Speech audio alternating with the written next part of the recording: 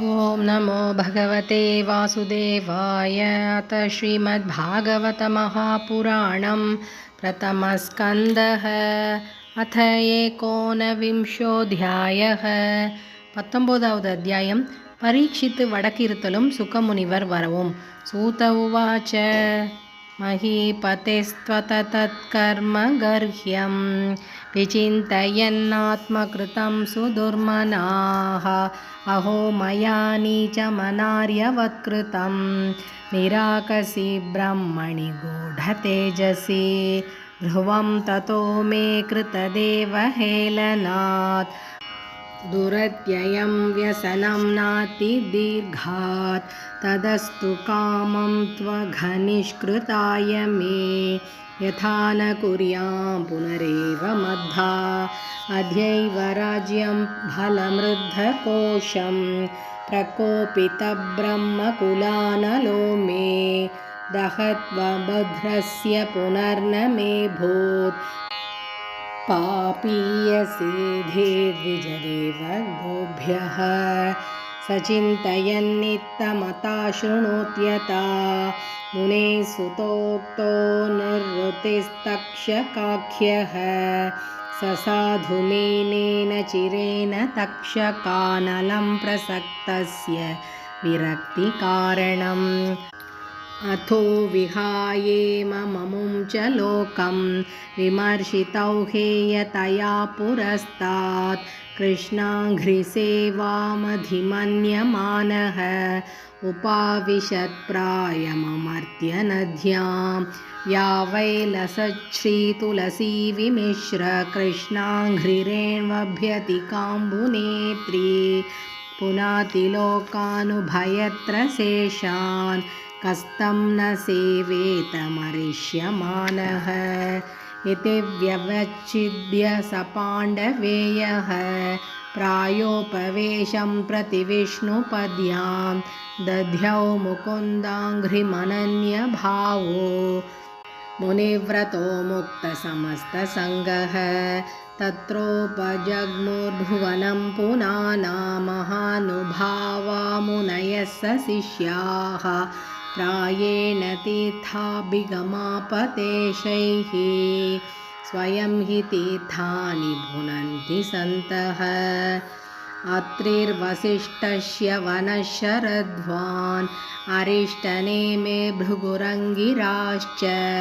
पराशरोगाधिसुतोऽथ राम उतथ्य इन्द्रप्रमदीत्मवाहौ मेधातिथिर्देवल आर्ष्टिशेनो भारद्वाजो गौतमपिप्पलादः मैत्रेय और्वकवशः कुम्भयोनिर्द्वैपायनो भगवान् नारदश्च अन्ये च देवर्षि ब्रह्मर्षिवर्याः राजर्षिवर्यारुणादयश्च नानार्षेयप्रवरान् समेतान् अभ्यर्च्य राजा शिरसा ववन्धे सुखोपविष्टेष्वततेषु भूयः कृतप्रणामस्वचिकीर्षितं यत् विज्ञापयामास विविक्तचेताः उपस्थितोऽग्रे अभिगृहीतपाणिः राजोवाच अहो वयं धन्यतमा नृपाणां महत्तमानुग्रहणीयशीलाः राज्ञां कुलं ब्राह्मणपादशौचाद् दूरात् विसृष्टं बतः गर्ह्यकर्म तस्यैव मेघस्य परावरेशो व्यासक्तचित्तस्य गृहेष्वभीक्ष्णं निर्वेदमूलो द्विजशापरूपो यत्र प्रसक्तो भयमाशु दत्ते तम्मोपयातं प्रतियन्तु विप्रा गङ्गा च देवी धृतचित्तमीशे द्विजोपसृष्टः कुहकस्तक्षको वा दशत्वलं घायत विष्णुघाताः पुनश्च भूयाद्भगवत्यनन्ते रतिः प्रसङ्गश्च तदाश्रयेषु महत्सु यामुपयामि सृष्टे मैत्र्यस्तु सर्वत्र नमो द्विजेभ्यः इति स्मराजात्यवसाय युक्तः प्राचीनमूलेषु कुशेषु धीरः उतङ्मुखो दक्षिणकूल आस्ते समुद्रपत्न्या स्वसुतन्यस्थभारः एवं च तस्मिन् नरदेवदेवे प्रायोपविष्टे दिवि देवसङ्घाः प्रशस्य भूमौ व्यकिरन् प्रसूनैः मुदा मुहुर्दुन्दुभयश्च नेदुः महर्षयो वै समुपागता ये प्रशस्य साद्भिद्यनुमोदमानाः ऊचु प्रजानुग्रहशीलसारा यदुत्तमश्लोकगुणाभिरूपं न वा इदं राजर्षिवर्यचित्रं भवत्सु कृष्णं समनुव्रतेषु ये ध्यासनं राजकिरीटजुष्टं सद्यो जहुर्भगवत्पार्श्वकामाः सर्वे वयं तावदिहास्महेद्य कलेवरं यावदसौ विहाय लोकं परं विरजस्कं विशोकं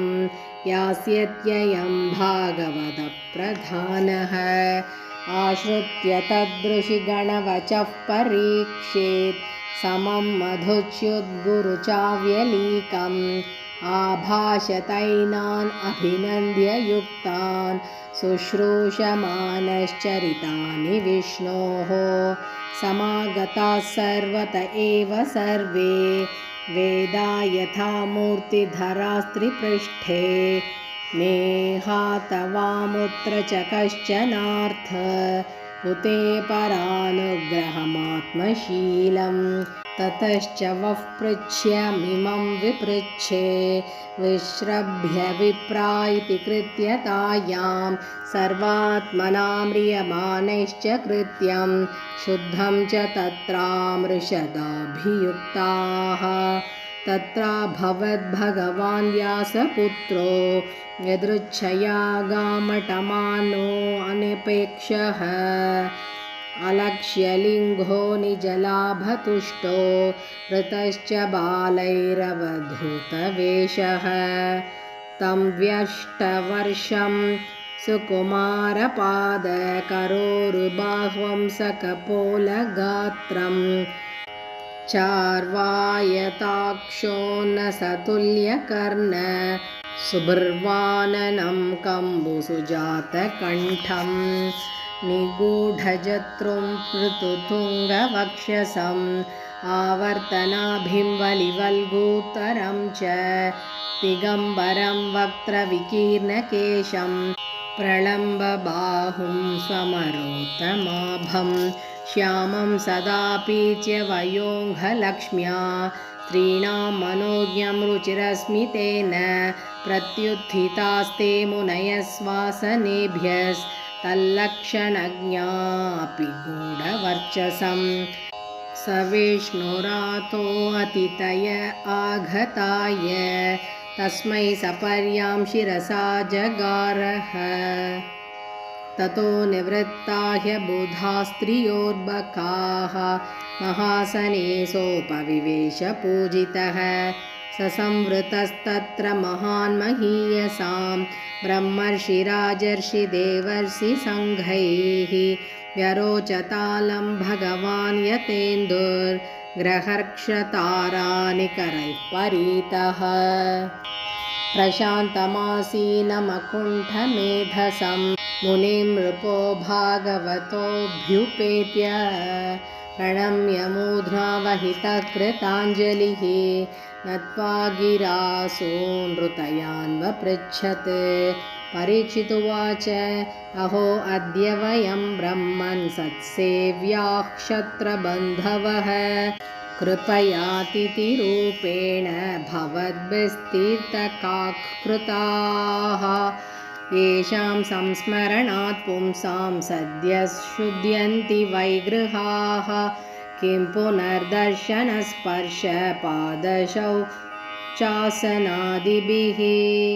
सान्निध्याते महायोगिन् पातकानि महान्त्यपि सद्यो नश्यन्ति वै पुंसां विष्णोरिव सुरेतराः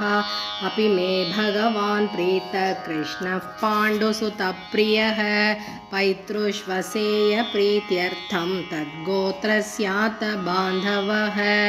अन्यथा ते व्यक्तगतेर्दर्शनं न कथं नृणां नितरां म्रियमाणानां संसिद्धस्य वनीयसः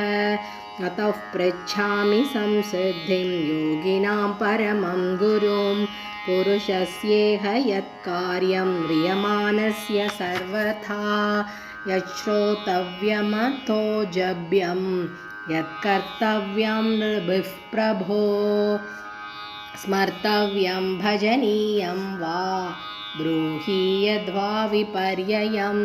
नूनं भगवतो ब्रह्मन् गृहेषु गृहमेधिनां न लक्ष्यते ह्यवस्थानम् अपि गोदोहनं क्वचित् सूत उवाच एवं मा भाषितः पृष्टः स राज्ञा श्लक्ष्णया गिरा प्रत्यभाषत धर्मज्ञो भगवान् पादरायणिः इति श्रीमद्भागवते महापुराणे पारमहंस्यां संहितायां प्रथमस्कन्धे शुकागमनं नाम 19विंशोऽध्यायः। हरे नमः हरे नमः हरे नमः. முதலாவது ஸ்கந்தமும் முடிவடைந்தது.